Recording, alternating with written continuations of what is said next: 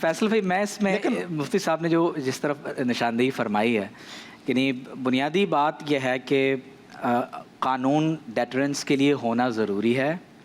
قانون کا نفاذ ہونا بھی ضروری ہے، اس کے ساتھ اخلاقی تربیت انتہائی اہمیت کی حامل ہے، بہت ضروری ہے، لوگوں کی تعلیم اور تربیت ضروری ہے، اور جو سوال بار بار آپ پوچھ رہے ہیں کہ کیسے ہوگا،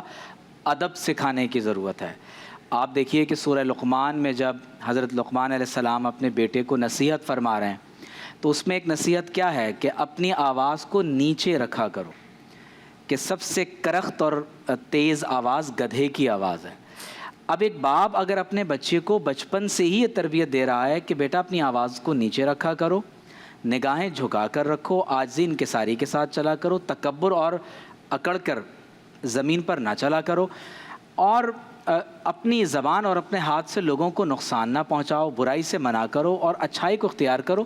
تو جب آپ گراس روٹ لیول سے بچوں کی ایستھیٹیکل، انٹلیکچول، اسپریچول، ایتھیکل اور فزیکل تربیت کی طرف توجہ دیتے ہیں اور ایک اچھا انسان بناتے ہیں، میں بار بار اس پر توجہ دینا چاہتا ہوں کہ اس میں بہت بڑا کردار پیرنٹس کا ہے، ٹیچرز کا ہے، اچھا انسان بنائیں۔ اگر آپ ایک اچھا انسان معاشرے کو دے دیتے ہیں، وہی اچھا انسان کسی باس کے لیے اچھا کام کرنے والا ہوگا، کسی کمپنی کا سی ای او ہو سکتا ہے، شوہر ہو سکتا ہے، باپ، بیٹا، بہن، بھائی ہو سکتا ہے۔ تو کوشش کیجئے کہ ہم اچھا انسان بنانے کی کوشش کریں۔ اور دوسری امپورٹنٹ بات یہ ہے کہ نبی کریم صلی اللہ علیہ وآلہ وسلم کی سیرت طیبہ کا بار بار ذکر ہوا ہے۔ میں یہ سمجھتا ہوں کہ اگر مسجد، ممبر اور محراب سے تسلسل کے ساتھ ریاض الصالحین جو حضرت امام نووی رحمۃ اللہ علیہ کی کتاب ہے،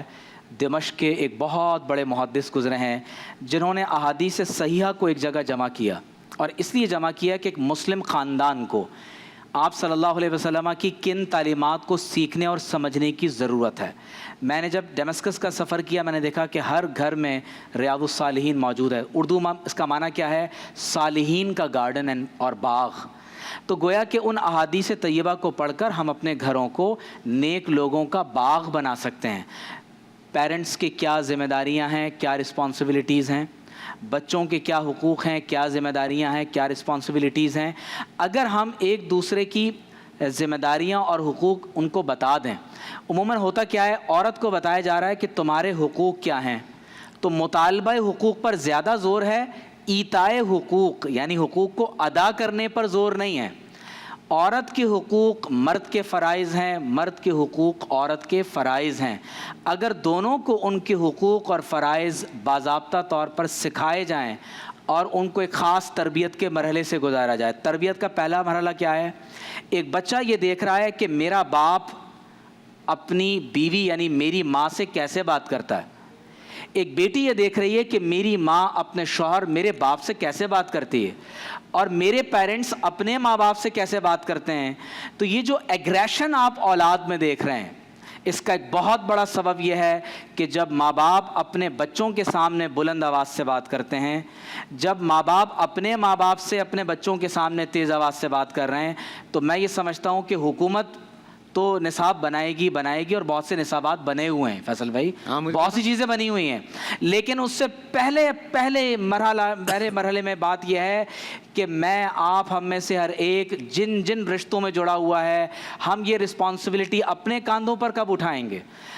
ہر شخص آج اس وقت جب یہ ٹرانسمیشن سن رہا ہے، مجھے بتائیں کیا ہم رمضان میں افطار ایک دسترخوان پر بیٹھ کے کر رہے ہیں؟ کیا ماں، بہن، بیٹیاں، رشتہ دار ایک ساتھ بیٹھے ہوئے ہیں؟ کیا اس سے پہلے دعا ہو رہی ہے؟ تو میں یہ سمجھتا ہوں کہ یہ رسپانسبلٹی ہمیں حکومت کے سر ڈالنے کے بجائے سب سے پہلی رسپانسبلٹی خود اٹھائیں اور کوشش کریں کہ آج سے اپنے گھر کو سنواریں اور صالحین کا باغ بنائیں۔